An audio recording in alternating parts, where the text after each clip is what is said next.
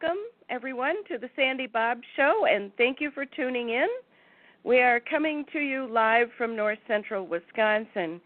Today, for a change, we have beautiful blue skies and the sun is shining. Lately, it's been a rare occurrence due to the many chemtrails that we see in the skies and that make it gray, and of course, our winter is still here. So I'm going to hand the mic over to Bob, and he will start the topic. Good afternoon, everybody. This is Bob, and we have an interesting show today. And I got a couple interesting topics that I want to talk about and share with everybody. And the first topic I want to talk about is what happened on 9/11, 2011, to the World Trade Center and other things about that event. And we've been told that some people from Iraq were involved in hijacking airplanes and flew airplanes in the World Trade Center and the Pentagon and crashed one in Pennsylvania and those sort of stories. But before I start, I would like to say that back around in the early 90s, our government, the U.S. government, wanted to take control of the oil wells of OPEC in Iraq. And in order to justify their going into Iraq, they came up with some sort of con artist story that there were weapons of mass destruction in Iraq, and Saddam Hussein, being the mad dictator he was going to exploit those weapons of mass destruction on the world and make the world an even more dangerous place than it already was. So what happens is the United States goes to the United Nations, and gets support for going into Iraq, and they go over there. We send an army over there. We have joint forces from Germany and France and other countries that are involved, Britain, and we go in there. And what happens is we all our military soldiers were told not to harm the Iraqi army that was directly controlled by Saddam. We were not to fire on his army. What Saddam did, however, is he took about 600 of his soldiers, well, over 300 for sure, that was reported I watched on the ABC Evening News.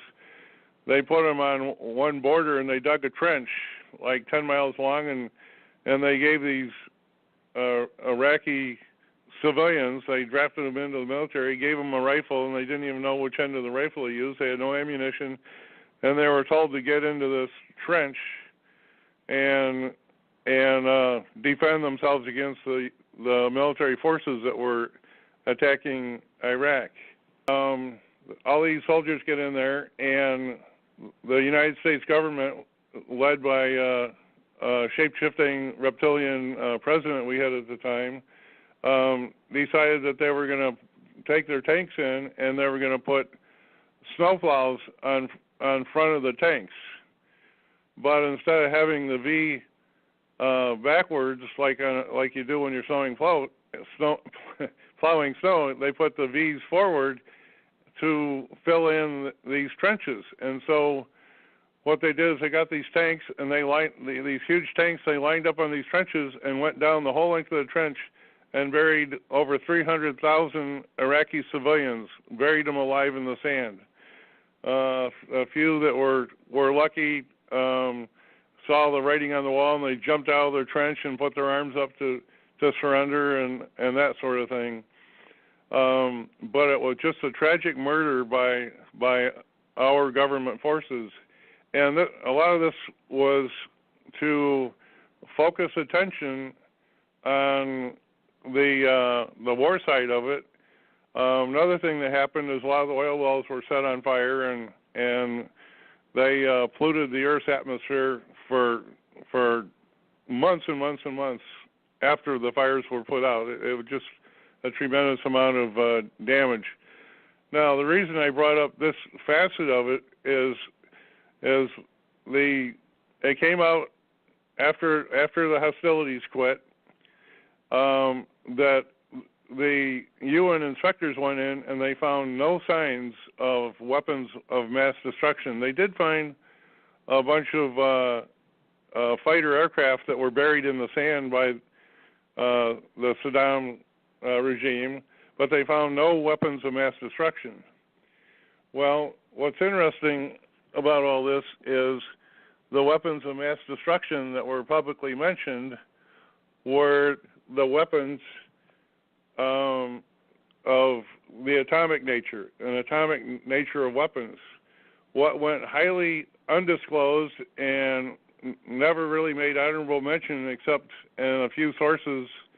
There were specials made about it. I think even 2020 and made a short special out of it, and a whole bunch of other individual online news groups made honorable mention of it. And what happened during the first day of the attack in Iraq, a group of special forces went in and robbed the museums. Now, what in the world, why would they be robbing the museums? What in the world happened in the museums? I mean, here you have all these ancient artifacts.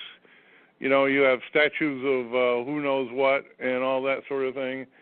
And they went into the main museums, and actually it turns out that the Iraqi government had curators in the museum that had actually boxed up a whole bunch of this stuff and was waiting to be hauled away on trucks.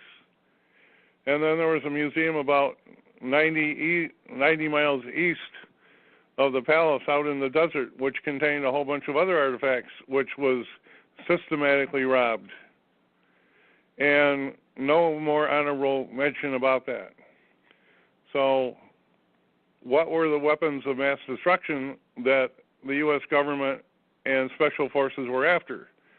Well, it was made very clear that these weapons of mass destruction had nothing to do with nuclear bombs, atomic weapons of that nature. Okay, so here we have it. So that event's over, and then here we are years later in September of 2011, 2001, 9/11, 2001, and we have a number of aircraft that are hijacked by Iraqis that were trained how to fly these airplanes. They hijacked 3 airplanes. 2 airplanes were hijacked and flown into the World Trade Centers in New York City. Another aircraft, allegedly hijacked, was flown right into the side of the Pentagon, and then a fourth aircraft was crashed out in Pennsylvania. So what actually happened?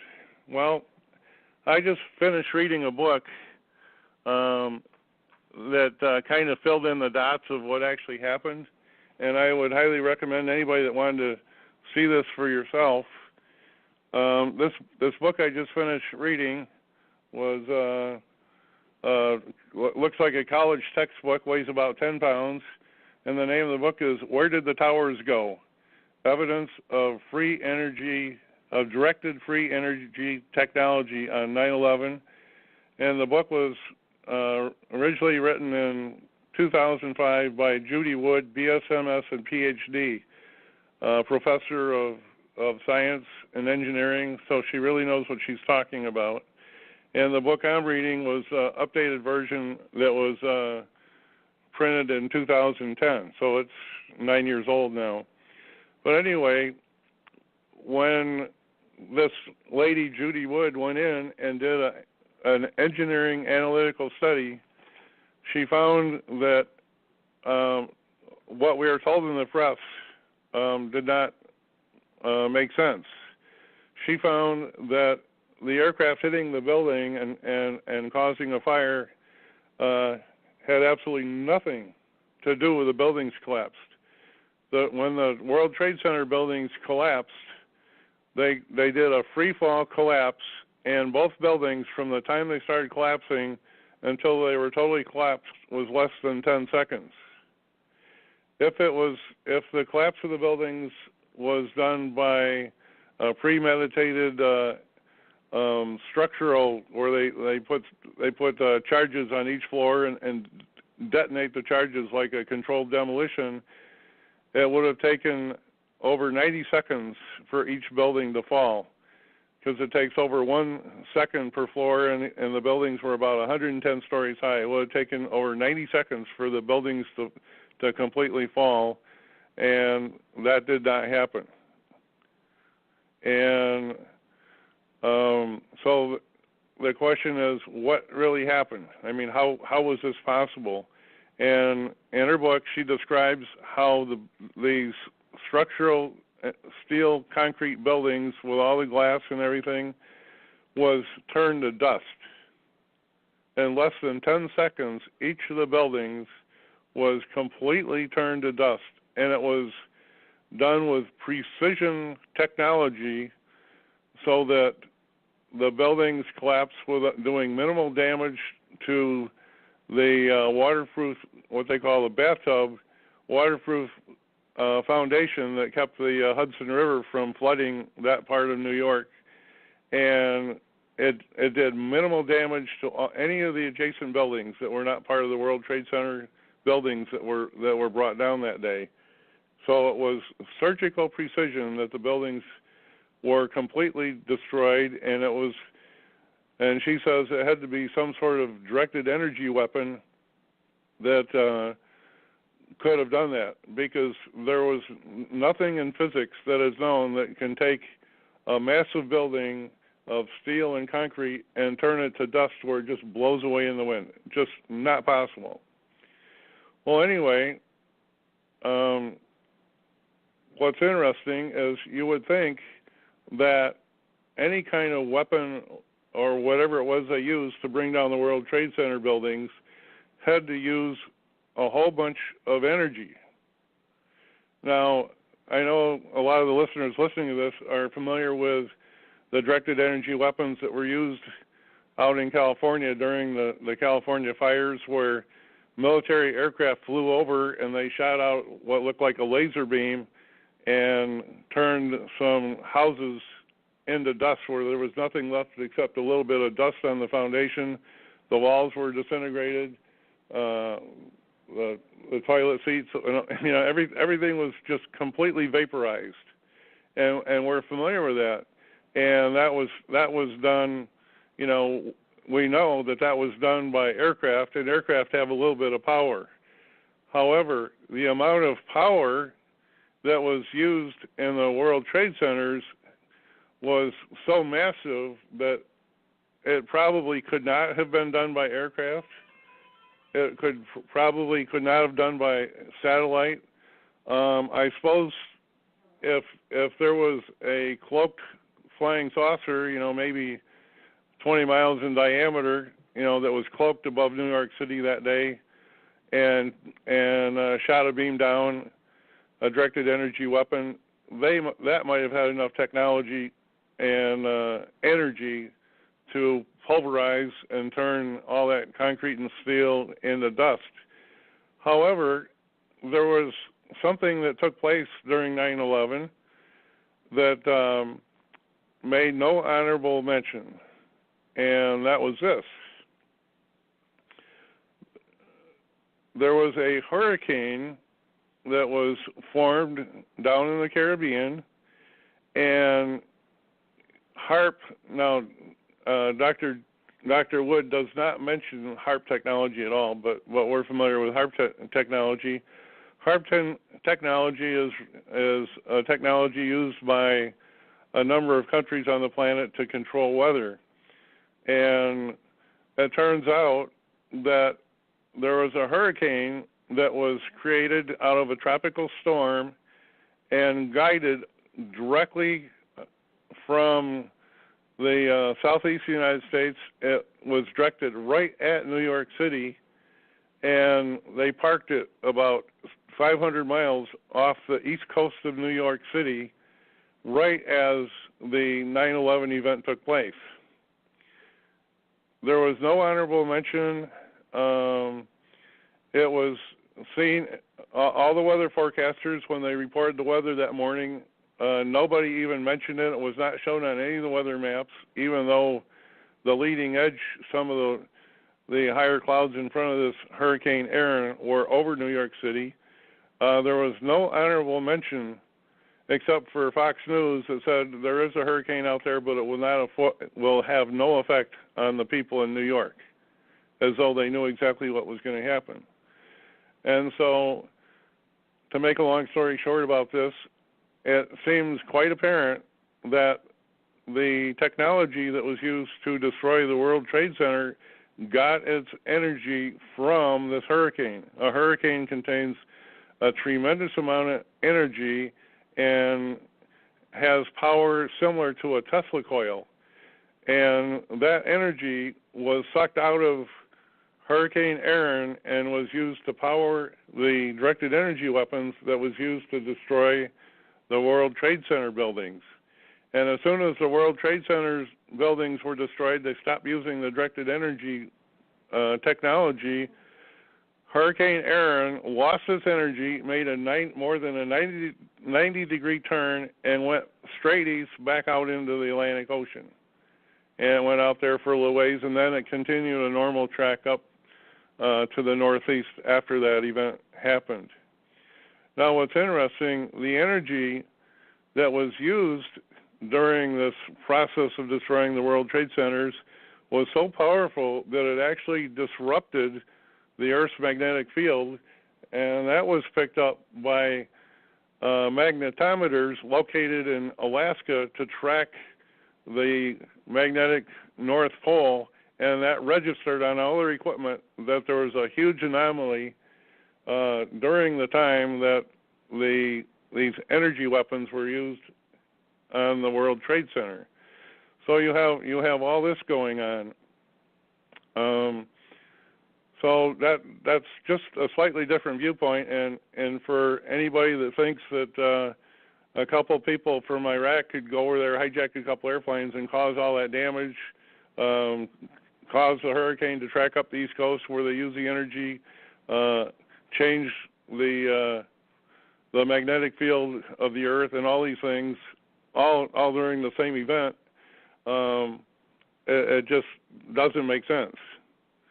Now, what's interesting about the World Trade Center, lie number one was when they said airliners full of passengers flew into the buildings. It is now known after the fact, for anybody that hasn't looked into it, the two airplanes that flew into the World Trade Center are still on active duty by the airlines. They are still flying with no damage. It is tracked by mechanics that do the work on the aircraft. So those aircraft are still flying. So what was it that flew into the World Trade Center? Well, at first I even thought that what flew into the World Trade Center might have been one of the aircraft, one of those military-type aircraft that they use for chemtrail spraying, but now I know that could not have been possible. So what most likely flew into the World Trade Center buildings was something on the order of a cruise missile, and there was a hologram that was projected around the cruise missiles to look like an aircraft flying into the buildings. Well, how do we know it was a hologram? Well, before the press got in and was able to get it out of the system, anybody that watched it, if you remember, they showed the second airplane flying into the World Trade Center, and you saw it slicing into the airplane, and then you saw the right wing come out the side of the building on the far side. Well, the problem was they didn't turn off the holographic projector in time, and they showed this perfect wing coming off the right side of the building as though it would just slow down. It is impossible for an airplane wing to go through several hundred feet of steel and concrete beams and come out the far side untouched without even making damage in the wall on the outside. That is literally impossible, so it had to be a hologram. Now, another interesting thing about the airplanes that were hijacked, one of the other airplanes that was hijacked allegedly flew into the Pentagon. There was something on the order of like 40 security cameras located around the Pentagon, across the street in businesses that were doing parking lots, and they had a good clear view of the Pentagon wall that was hit by something, and all those tapes were confiscated, never shown to the public. The original hole in the Pentagon wall was the size of a garage door that a semi might use. If you've ever been to a place where they work on semis like Kenworth and those kind of trucks, they have a garage door that's maybe 12 feet wide and maybe 15 feet high or something like that. That's the size of the hole that was initially made by the cruise missile when it hit the Pentagon. Later on, after all the fires took place and the Pentagon started collapsing, then the hole opened up to like, the size of 2 or 3 garage doors, and they said, well, this is where the airplane hit. This is all the damage it did. Well, no, the original damage from the cruise missile was not any bigger than a garage door that a truck would use. Also, there were windows to the left, about 15 or 20 feet to the left of where the cruise missile hit. There were office windows that were undamaged where the engine should have hit and broke out the windows, or the wings would have hit, but there was no damage whatsoever. And inside the garage window, where the impact took place, there were filing cabinets, and there were papers sitting on these filing cabinets and never even caught on fire initially. Well, anyway, the purpose of the cruise missile into the Pentagon was there was another coup taking place that never made it to the press. There was if you know about the Pentagon, it's designed in certain rings, and they have these circular rings, and each one has different security levels. And there was one particular place right inside where this cruise missile hit that was it was an emergency escape place where the highest ranking officers, generals, and admirals were supposed to go when there was a national event. And what happened was the cruise missile was supposed to penetrate and blow up and kill all the people in that room. Well, it didn't happen. The cruise missile didn't penetrate that deep into the building. So what happened was there was about 13 top-ranking officers that were methodically assassinated at the time of the impact of the missile. Once they realized the missile did not penetrate deep enough to kill the people in that room, there was a force of people that went in there and methodically killed them, and then said that they died in the wreckage from the impact. And that's from eyewitnesses after the fact. All right, now, so the picture I'm trying to paint here is about the technology that was used in the World Trade Center. That directed energy weapon technology is the weapon of mass destruction that was pulled out of the wreckage, or out of the museums in Iraq during the attack on Iraq. The whole purpose of the attack on Iraq had nothing to do with oil. It didn't have anything to do with that. It was their only way of getting in to steal that technology for these weapons of mass destruction. Well, you have to ask, well, where did these weapons of mass destruction come from? Well, it was leftover stuff from the early wars, back when the Syrians were having their nuclear wars, and that's a whole different topic in itself you can read about, but there's whole areas of Iraq and Iran where the desert sand is turned into a blue crystalline glass several inches thick underneath the sand dunes, which were caused by the heat from atomic explosions in wars that they had thousands of years ago.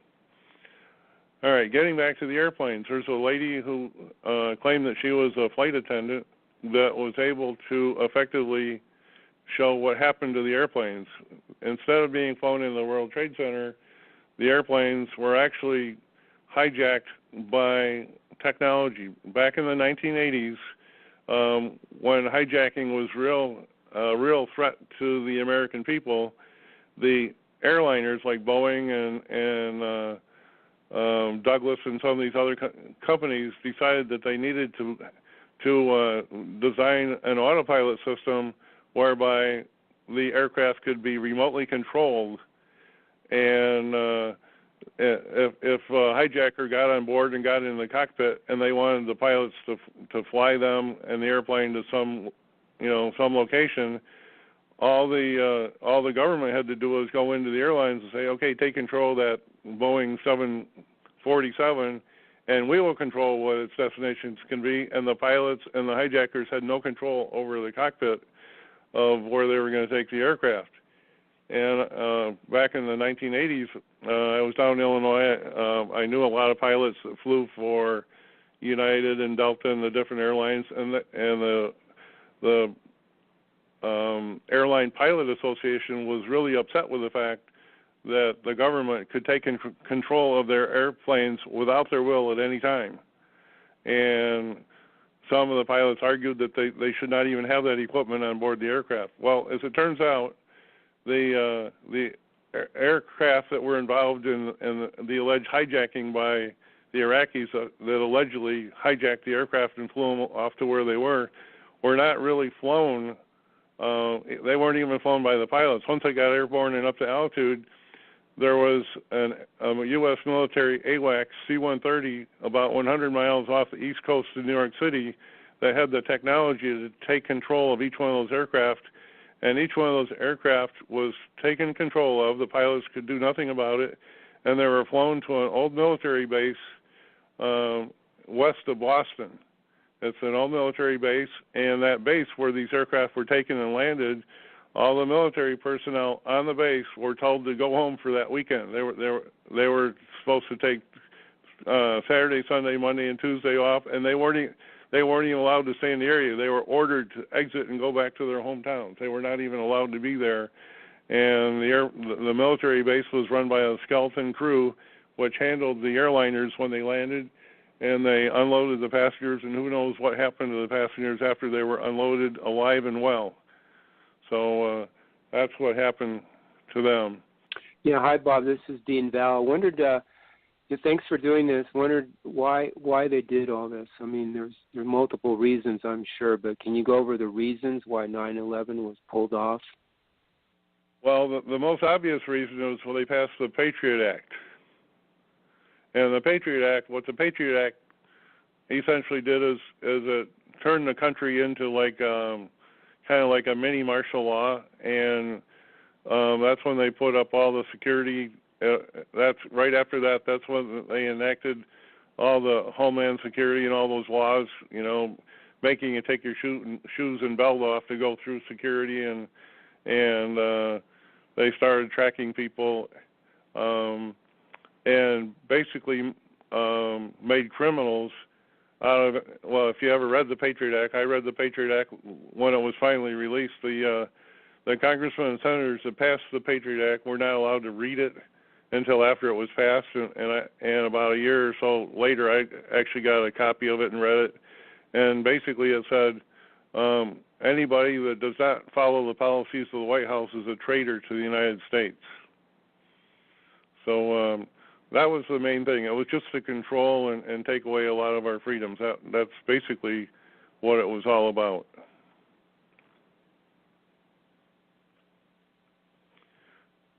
All right, there's thank you. Anything else now? Well, anyway, let me summarize what Dr. Wood said in her book. She left some questions. I'll just highlight some of the questions. She's got a whole ton of them, but when she got done with the book, she has no idea who did this. Even I have no idea who did this, because it's a technology way beyond anything that we've ever seen before. But we do know, thanks to technology being used by our military out on the West Coast during during those fires. We know that our military is involved, at least with the lesser of the weapons. Here's part of the conclusions and summary that Dr. Wood said. She says that this is number one fact. Although Hurricane Aaron was located just off Long Island throughout the day of 9/11/01, both the approach in days before and the presence of the storm on that day went almost totally unreported. And why was that? Number two fact, approximately 1,400 motor vehicles were toasted in strange ways during the destruction of the Twin Towers. How was that possible, even though some of these vehicles were over 6 or 7 blocks away from the World Trade Center, but they were still toasted? How could two airplanes flying into the World Trade Center toast cars that were 6 or 7 blocks away? Oh, and I might mention that all the fires that were seen during the destruction of the World Trade Center, all the fires that were spotted were fires that generated no heat.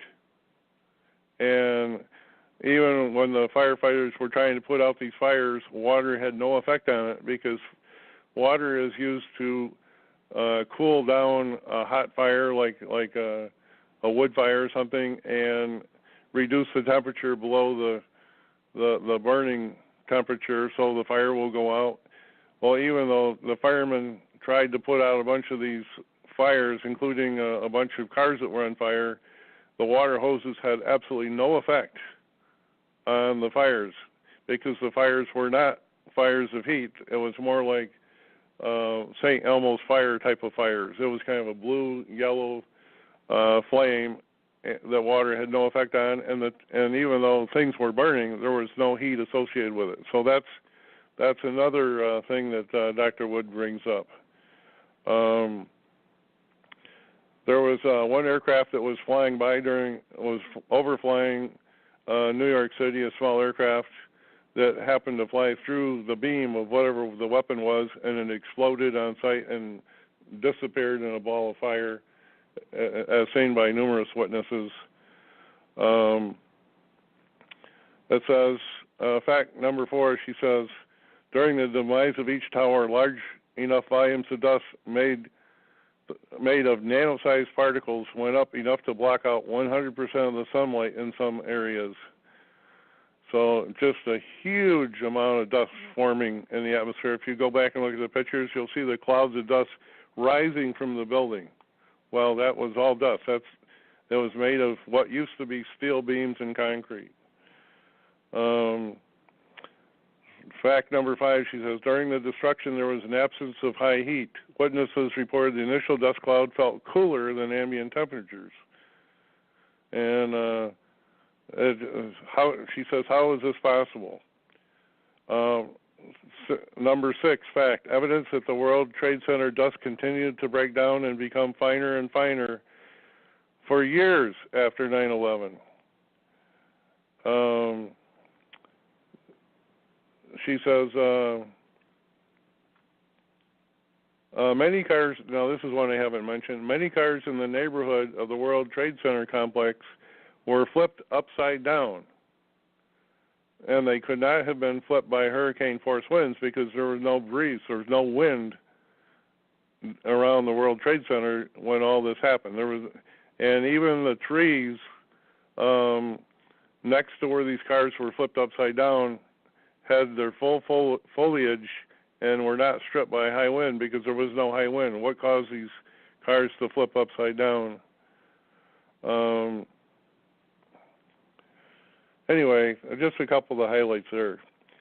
So anyway, just the last thing I want to say about the World Trade Center was one of my coworkers brought to work the official 9/11 commission report of what actually happened during 9/11, and I opened up the book and started paging through it, and when I got to about page 100 or 150, I felt like I was reading a book by Tom Clancy.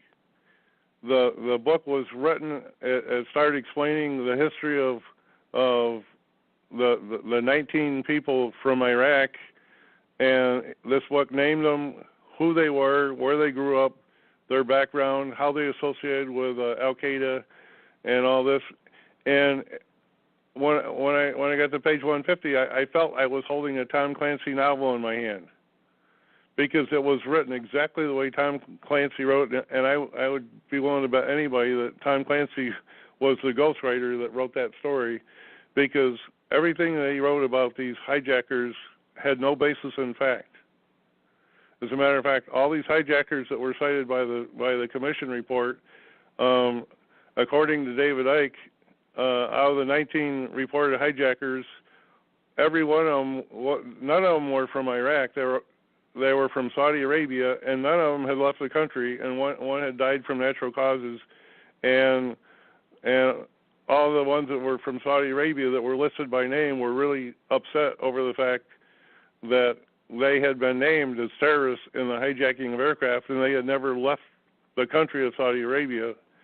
Had nothing to do with Iraq, and David Icke wrote a whole book about it, and if anybody's interested, it's called Alice in Wonderland and the World Trade Center. And he describes that in detail, that there was no hijackers. It was just, did not happen. And when I was reading this official report from the U.S. government, written by, I think it was Tom Clancy, it's just like one of his novels. And as I told Claudia, they should rename it, the hunt for the World Trade Center instead of the hunt for Red October.